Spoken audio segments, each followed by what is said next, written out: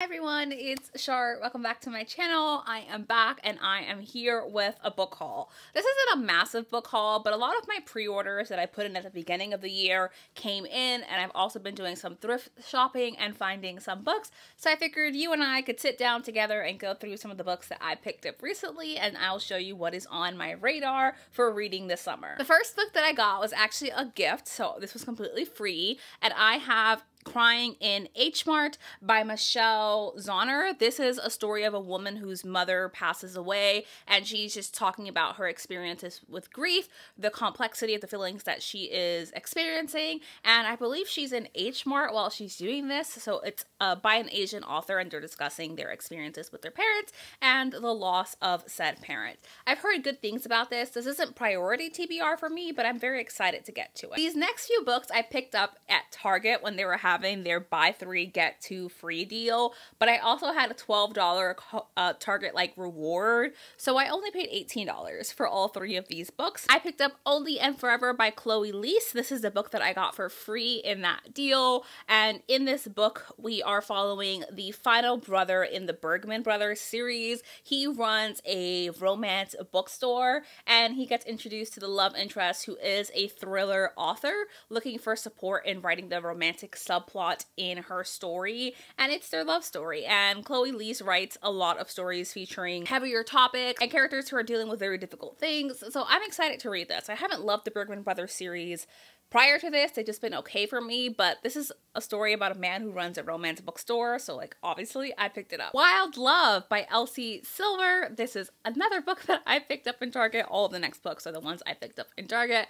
So in this book, this is Elsie's new series where it's a billionaire rancher single parent romance. That's all I know. That's all I needed to know. With Elsie's Chestnut Spring series, the book that I really liked was Heartless, and that was a single parent romance, and this is a single parent billionaire romance, so I'm hoping there's going to be spoil kink in here, and I'm very excited to get to this story and get to know these characters. I've been hearing nothing but great things. People have been loving it. I picked up Night Shift largely because this cover is beautiful, so I was obviously obsessed with it, but this is a college romance, which you might hear that and think, Shar, why the hell would you pick up a college romance? To which I would say, look at this cover, but this is also about a bookworm who works as a librarian. And a fun fact about me, I worked at my college's library when I was in undergrad, and I worked there for all 4 years, and I just have so many experiences in there, and listen, I just wanted to go back. So it's a story of our college student who works at the college library, and then the school's star basketball player. The romance in here will be fun, but really I'm here for the library scene. From the bookstore, I picked up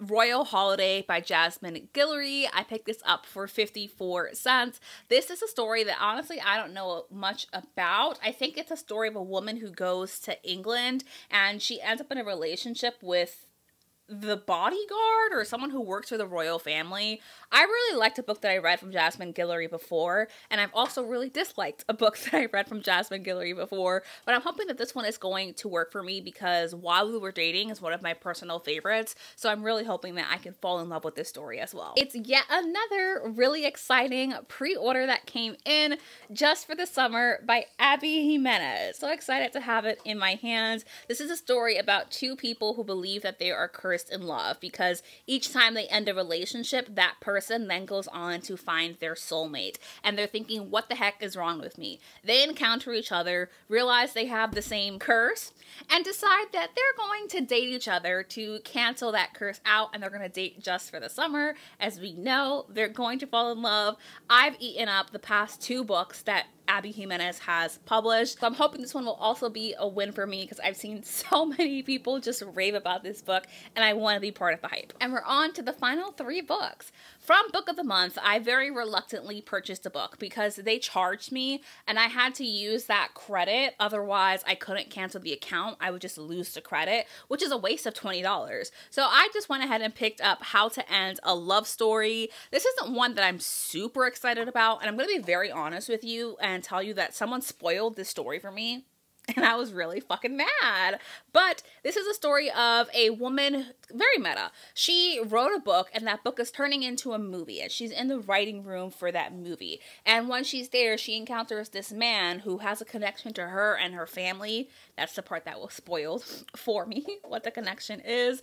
And it is their love story, and their love story is very, very complicated because of how they initially met each other. I won't tell you how. I'm still going to read this. This just isn't top priority for me, and very frankly I felt back into the corner because again I had to pick a book to use the credit in order to cancel book of the month, and I was charged because I didn't realize I hadn't skipped that month. Totally my fault, but backstory to why I now own this book, but I am hoping that I'm going to love it, and maybe I'll eat my words and be really grateful that I was forced to pick a book and that this is the book that was most appealing to me. And these next two books, you're going to be very glad to know that I have already read them, and I really, really loved both. Horrid by Katrina Leno is a book that I read a couple of years ago, and I really, sorry if the ankle just changed, besties. You were kicked by a 4-year-old. Anyway, so Horrid is a book that I read a few years ago. This cover is beautiful. I really love this story, and I definitely want to reread this. I picked this up for 54 cents at the bookstore, and it sits now on my 5 Stars favorite shelf. At some point in the next 12 to 15 months, I do plan to reread some of my favorites, so that's why I picked this up. And to your and mine surprise, I actually picked up The Last Devil to Die from my local thrift store. Look at how good this edition is. This was $1 from my local thrift store, and I picked this up because in case you missed it, I'll have it linked in the description below or in the info card in this video. And in that video, I read the Thursday Murder Club series. I gave it a second chance. I ended up really loving The Last Devil to Die. I picked it up for $1. I'm very glad to own this, and I definitely will be rereading this book at some point again within the next 12 to 15 months. And that's it. Those are the books that I've picked up recently, a combination of sales, thrift store books, and pre-orders. Thank you so much for bearing with me with the background noise. Very excitable children.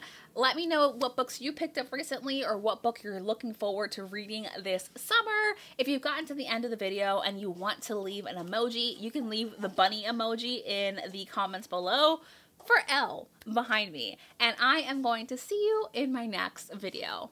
Bye, besties!